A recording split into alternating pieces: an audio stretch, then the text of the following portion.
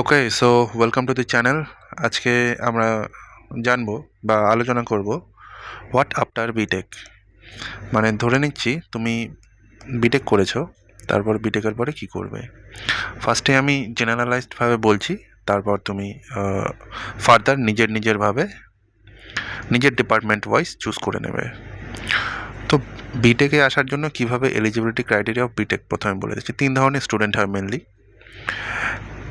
Number 1, that is তোমার 10+2 দেন 4, 4 মানে B Tech, এখানে এইচএস, এখানে মাধ্যমিক। আরেক ধরনের স্টুডেন্ট আসে 10+3+3, দ্যাট ইজ 10th পরে ডিপ্লোমা করেছে, তারপরে বিটেক করেছে, মানে ল্যাটারাল এন্ট্রি। বা আরেক ধরনের হতে পারে যে ক্লাস 8 বা 10 পরে সে আইটিআই বা কোনো ভোকেশনাল কোর্স করেছে 2 বছরের, দেন 2 বছরের ডিপ্লোমা করেছে, দেন 3 বছরের তোমার বিটেক করেছে। ঠিক আছে, 3 ধরনের ছেলের বা মেয়ের আমি বলবো যে কেরিয়ার বা জীবনের থেকে এক্সপেকটেশন কিন্তু অন্যরকম।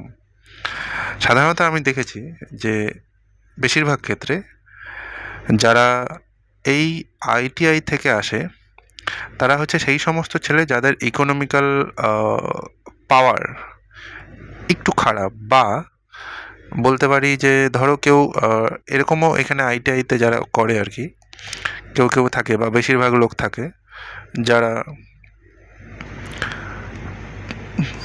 12-এ আমার এইচএস নিয়েছে, আর্টস নিয়েছিল বা কমার্স নিয়েছিল বা সায়েন্স তো নেওয়ার কথা না, যদি সায়েন্স নিয়ে থাকে তাহলে সে আইটিআই করবে না, সে ডিপ্লোমা করবে। ঠিক আছে, তো এই ধরনের লোকও এখানে আসে।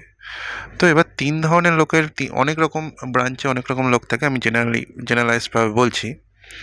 আর এটা হচ্ছে ডিপ্লোমাতে। যারা ডিপ্লোমার পরে বিটেক করে তাদের অন্যরকম থাকে। তো প্রথম থেকে শুরু করছি। যারা এইচএস মানে 12+4 তাদের থাকে, তুমি যদি কোর ডিপার্টমেন্ট হয়ে থাকো, আমি নিচে লিখছি, ঠিক আছে, যদি কোর ডিপার্টমেন্ট হয়ে থাকো দ্যাট ইজ তোমার electrical engineering, mechanical engineering, civil engineering. এবার বিটেকের পরে এই 3 ধরনের ডিপার্টমেন্টের স্টুডেন্টদের বেশিরভাগের ক্ষেত্রেই একটা এক্সপেকটেশন থাকে যে সে গভর্নমেন্টের জব করবে, দ্যাট ইজ স্টেট গভর্নমেন্ট হতে পারে বা আমার সেন্ট্রাল গভর্নমেন্ট হতে পারে।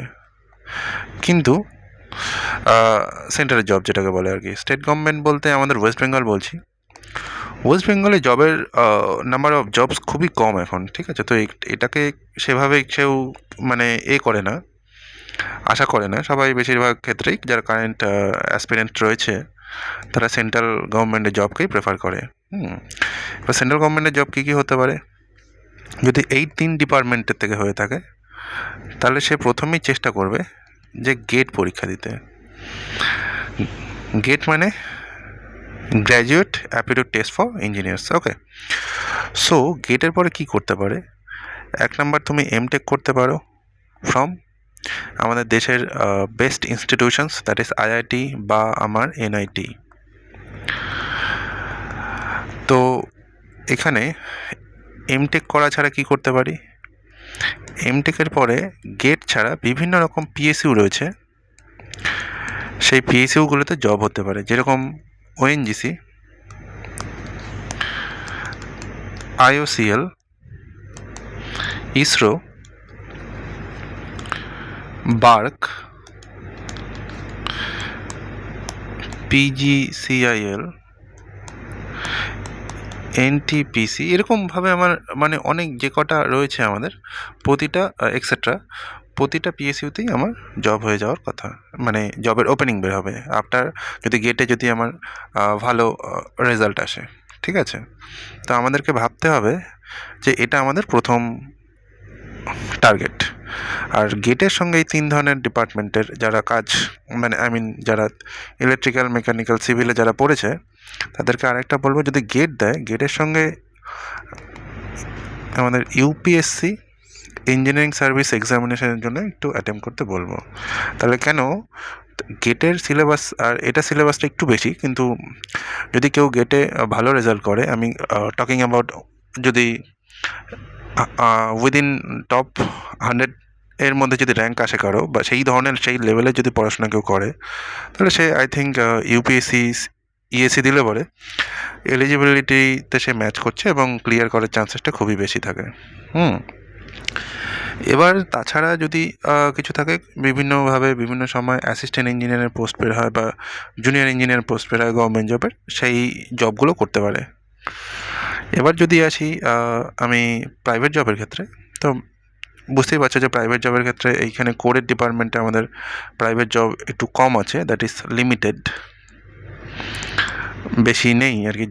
যে হারে আমাদের স্টুডেন্ট বাড়ছে সেই হারে আমাদের প্রাইভেট জব নেই, ঠিক আছে। তো আমার যদি আমি ইলেকট্রিক্যাল হিসাবে আমি নিজেকে কল্পনা করি, তাহলে এখানে আমি মেনটেন্যান্সের জব করতে পারি।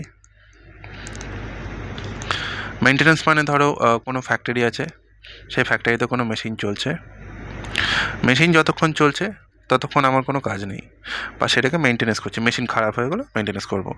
তারপরে এখানে আসতে পারে অটোমেশনের জব। অটোমেশনের জব কীরকম হয়, এখানে ধরো পিএলসি আছে, বা স্কাডা দিয়ে যে সমস্ত মেশিনগুলো চলে, পিএলসি, স্কাডা, এইচএমআই, এই ধরনের যে সিস্টেমগুলো, এই সিস্টেমগুলো মেনটেন্যান্স করতে পারে, বা ইলেকট্রিক্যাল বা মেকানিক্যালের দু ধরনের লোকরাই এখানে এলিজেবল। তার সাথে সিমেন্টের কোম্পানিতে সিভিলরা যাবে অবভিয়াসলি, বা কোনো কন্ট্রাক্টর এর আন্ডারে সিভিল ইঞ্জিনিয়াররা কাজ করতে পারে, বা কোনো যে বড় এমএনসি রয়েছে, যেরকম ধরো এলএনটি রয়েছে, এই এলএনটির মতো যে কোম্পানিগুলো রয়েছে বড় বড়, সেই কোম্পানিগুলোতে কাজ করতে পারে। তাহলে পরে স্যালারি প্যাকেজটা ভালো হয়, ঠিক আছে। এটা গেল কোরের, আমি জাস্ট রাফ আইডিয়া দিচ্ছি। এর সাথে তুমি যদি বিটেকে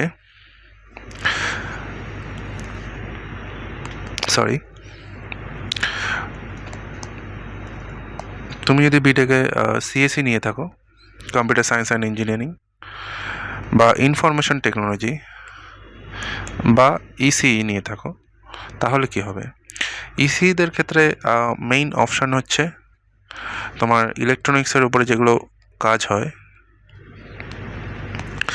যদিও এই সবার ক্ষেত্রে এই গেটটা এলিজেবল, ঠিক আছে। আর যদি স্পেসিফিকলি আমি ইঞ্জিনিয়ারিং ইউপিএসসি ইঞ্জিনিয়ারিং সার্ভিস এক্সামিনেশনের কথা বলি, এখানে only for civil engineering, mechanical engineering, then electrical engineering and EC ডিপার্টমেন্টের ছেলে বা মেয়ে এলিজিবল, ঠিক আছে। যারা আইটি বা সিএসএ তারা এলিজিবল না, বা তারা মানে এই যদি ওই সাপোজ কেউ যদি সিএসসিতে পড়ে থাকে, তাহলে এইখানের মধ্যে যেগুলো মেনশন আছে সেই ডিপার্টমেন্টের স্টাডি ম্যাটেরিয়াল পড়েই এই ডিপার্টমেন্টে জয়েন করতে হবে, ঠিক আছে। মানে কম্পিউটার সায়েন্সের জন্য ইএসসিতে কোনো ভ্যাকেন্সি নেই, থাকে না সাধারণত। এবার তারপরে যদি আমি এখানে আসি, যে সিএসসি বা আইটি বা ইসিইতে বিটেক করার পরে কী করতে হবে। সো ইসিইতে ইলেকট্রনিক্স ডিপার্টমেন্ট যেহেতু, তো এখানে আমার টেলিকমের জন্য যে ডিপার্টমেন্টগুলো রয়েছে বা যে কোম্পানিগুলো রয়েছে, সেইখানে আমার দরজা সবসময় খোলা রয়েছে।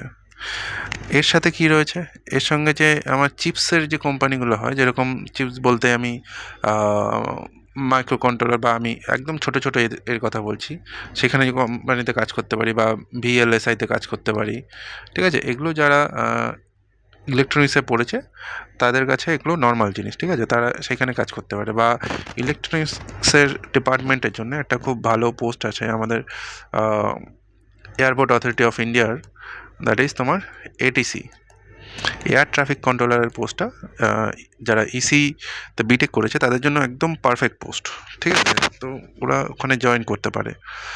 আর সিএসসি আইটির ক্ষেত্রে বেশিরভাগ ক্ষেত্রেই সবাই প্রাইভেট জবই প্রেফার করে। সিএসসি আইটির ক্ষেত্রে গভর্নমেন্ট জবের ক্ষেত্রে যদি আমি বলি, তাহলে ব্যাংকের এসও আছে, স্পেশালিস্ট অফিসার ফর আইটি, সেখানে শুধুমাত্র সিএসসি আইটি এলিজেবল। আর ইসিও মনে হয় এলিজেবল, ঠিক আছে। ইসি যারা আছে তারাও দেখতে পারে, কোর এলিজেবল না। এবার তার সাথে আর কি করা যেতে পারে, যে গভর্নমেন্ট জুনিয়র ইঞ্জিনিয়ার এক্সাম হয়, সেখানে আইটি থাকে, বা খুব কম গভর্নমেন্ট জব এক্সামিনেতে আমার গভর্নমেন্টের খুব কম এক্সামে এই মানে টেক সেক্টর যাকে বলে আর কি, tech department, non IT non core department, তারা এলিজেবল হয়। তো এটা বেশিরভাগের ক্ষেত্রেই, তো রাদার আমি বলবো যে 99% স্টুডেন্ট এখানে টার্গেটই থাকে হচ্ছে আমার প্রাইভেটে কাজ করব, প্রাইভেট কোম্পানিতে। এবার প্রাইভেট কোম্পানি কীরকম হয় এদের ক্ষেত্রে? প্রাইভেট কোম্পানি এদের ক্ষেত্রে না, সবার ক্ষেত্রেই মেনলি দু ধরনের কোম্পানি হয়। একটা কোম্পানি হয় যে প্রোডাক্ট বেস্ট কোম্পানি, মানে সে শুধু প্রোডাক্ট বেচবে। যদি আমি আইটি কোম্পানির কথা বলি, সাপোজ গুগল বা ফেসবুক, এই ধরনের কোম্পানিগুলো হচ্ছে প্রোডাক্ট বেচে। মানে গুগল আমাকে গুগল সার্চ ইঞ্জিন অ্যালাউ করছে বা গুগল মেল অ্যালাউ করছে। সো এই সমস্ত জিনিস হচ্ছে Google as a product sell করছে কাস্টমারদেরকে। বা গুগলে আরও প্রোডাক্ট রয়েছে অনেক রকম, তোমরা সবাই জানো, ঠিক আছে? বা ফেসবুকের ক্ষেত্রে, বা আমি যদি বলি পাওয়ার পয়েন্ট, হ্যাঁ, তো পাওয়ার পয়েন্ট কী করছে? প্রোডাক্ট বেচছে। তো এগুলো হচ্ছে তাদের ডিজিটাল প্রোডাক্ট। তো আর যদি ইলেকট্রিক্যালের ক্ষেত্রে হয় বা সিভিল মেকানিক্যাল, তাদের তো বুঝতেই পারছো, তোমার ফ্যান আছে, ওয়্যারস আছে, লাইট সুইচ, এই সমস্ত জিনিসগুলো প্রোডাক্ট। তো প্রোডাক্ট সার্ভিস, এগুলো এই ধরনের প্রোডাক্ট এক ধরনের কোম্পানি হয়, তাদেরকে বলা হয় প্রোডাক্ট বেসড কোম্পানিস। আর এক ধরনের হয় সার্ভিস বেসড কোম্পানিস।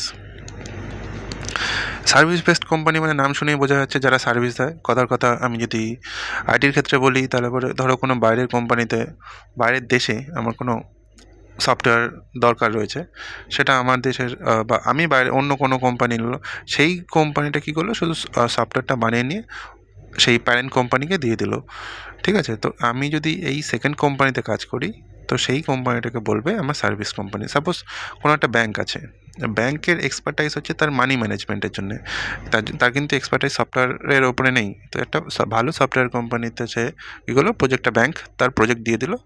তো সফটওয়্যার কোম্পানির যে ডেভেলপার রয়েছে, তারা সেই প্রজেক্টটা ডেভেলপ করে আবার ব্যাংকে দিয়ে দিল। তার মানে ব্যাংক কী করলো, সেই কোম্পানি, আইটি কোম্পানিটি কী করলো, সে প্রোডাক্টটা দিয়ে দিল, কিন্তু অ্যাজ এ সার্ভিস দিল। তো যার জন্য এই ধরনের কোম্পানিকে বলা হয় সার্ভিস কোম্পানি। সেম জিনিস যদি আমার কোর ডিপার্টমেন্টের ক্ষেত্রে হয়, যদি সাপোজ কোনো কোম্পানি আছে, মারুতি সুজুকি হলো বা যে কোনো কোম্পানি, গাড়ির কোম্পানি বলছি, তো সেই গাড়ির কোম্পানির যে ছোটো ছোটো পার্টগুলো হয় না, সেগুলো কিন্তু সেই মারুতি সুজুকি নিজে বানায় না, ওগুলো থার্ড পার্টি কোম্পানি বানায়, সেগুলোকে বলা হচ্ছে ভেন্ডার কোম্পানি। সেটা হচ্ছে আমি বলছি কোরের ক্ষেত্রে, যেরকম কেউ নাট বল্টু আছে, কোনো কোম্পানি শুধু নাট বল্টু বানাচ্ছে, কেউ শুধু মিউজিক সিস্টেম বানাচ্ছে, এইরকম নানান রকম আছে, সেগুলো হচ্ছে ভেন্ডার কোম্পানি। এইবার এই ধরনের কোম্পানিগুলোতেও তুমি যেতে পারো। এবার যারা আইটিতে কাজ করে, তো তাদের ক্ষেত্রে আমি বলবো, আরও যদি স্পেসিফিক্যালি বলি, যারা আইটি বা সিএসসির স্টুডেন্ট আছে, আমি জাস্ট কনক্লুড করছি, তারা যেতে পারে কোম্পানিতে। প্রাইভেট জবের ক্ষেত্রেই আমি বলবো 99% লোক চলে যায়, ঠিক আছে? এবার এরা যায় কোথায় কোথায়? আমাদের সবার প্রথম টার্গেট থাকে এখন মার্কেটে যেটা চলে, সেটা হচ্ছে কী বলো, ম্যাং কোম্পানি। আমরা যারা আইটির সঙ্গে যুক্ত রয়েছি তারা আমরা জানি, ঠিক আছে? ম্যাং কোম্পানি মানে কোনটা আছে? G for Google, N for Netflix, M for Meta, এটা অ্যামাজন, লাইক দিস বড় বড় কোম্পানিগুলো, ঠিক আছে? এবার তার সাথে কি রয়েছে আমার? তার সাথে রয়েছে, এগুলোকে বলা হচ্ছে প্রোডাক্ট বেস কোম্পানি। সবার টার্গেট এখানেই হয় বেশিরভাগ ক্ষেত্রে, তখন এই ধরনের কোম্পানিগুলোতে স্যালারি খুব ভালো হয়, ঠিক আছে?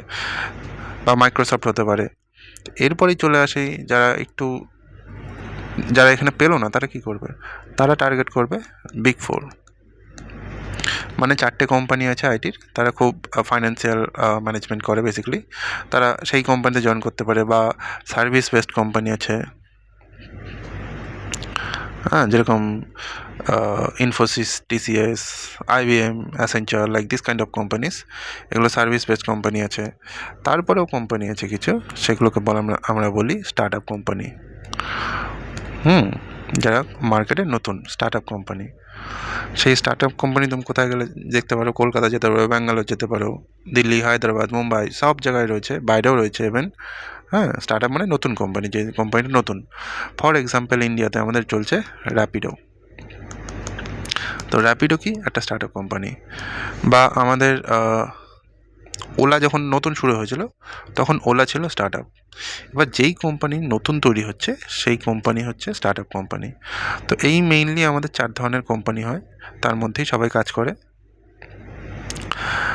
যেই কোম্পানি এবার স্টার্ট আপের মধ্যেও দেখা গেল কেউ ফান্ডিং পায়নি, ঠিক আছে, এখানে কোনো ইনভেস্টর নেই, বুটস্ট্র্যাপ থেকে কাজ করছে সে। বুটস্ট্র্যাপ মানে নিজের থেকে পয়সা লাগিয়ে কাজ করছে।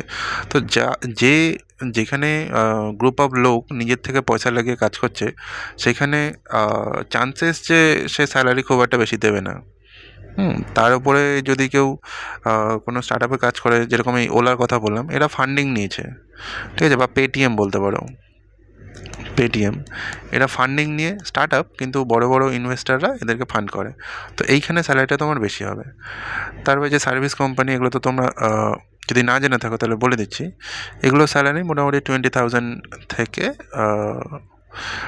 40,000 অ্যাপ্রক্স হয় monthly starting salary service based কোম্পানিগুলোতে। আর তার থেকে একটু বেশি হয় তোমার বিগ ফোরে, একদম তার থেকে বেশি হয় এই কোম্পানিগুলোতে, বেসিক্যালি মাইক্রোসফট, অ্যামাজন, এই ধরনের কোম্পানি, নেটফ্লিক্স, এই ধরনের কোম্পানিগুলোতে। তো এই হচ্ছে স্ট্রাকচার। বা আরেকটা জিনিস করতে পারো তোমরা, যারা বিটেকের পরে কি করবে ভাবছো, সেটা হচ্ছে তোমরা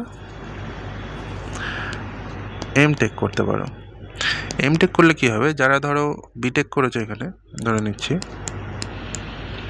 বিটেক করেছো, খুব একটা ভালো কলেজ থেকে করেছো না, করোনি আর কি, ধরে নাও তুমি কোনো প্রাইভেট কলেজে করেছো, বা থার্ড টিয়ার কলেজ বা সেকেন্ড টিয়ার কলেজে পড়েছো, খুব মানে নাম করা কলেজে পড়োনি, তুমি জীবনে ইচ্ছে যে আমি এটা ভালো কিছু করব, তখন তুমি এমটেক করতে পারো। এমটেকের পরে তুমি আইআইটিতে যেতে পারো, বা এনআইটিতে যেতে পারো, national institute of technology, Indian institute of technology. So এই দুটো হচ্ছে আমাদের best institute of India, one of the best institutes obviously. তো নিজের নিজের ডিপার্টমেন্টে যেতে পারো। তো আফটার এমটেক কী করবে, আফটার এমটেক তুমি রিসার্চ করতে পারো, তারপর তুমি কী করতে পারো, তুমি টিচিং লাইনে আসতে পারো, প্রফেসর হতে পারো। দেন তুমি আবার সেই ওপরে বলেছিলাম এই যে সার্ভে কোম্পানিগুলোতে, এই কোম্পানিগুলোতেও তুমি জয়েন করতে পারো।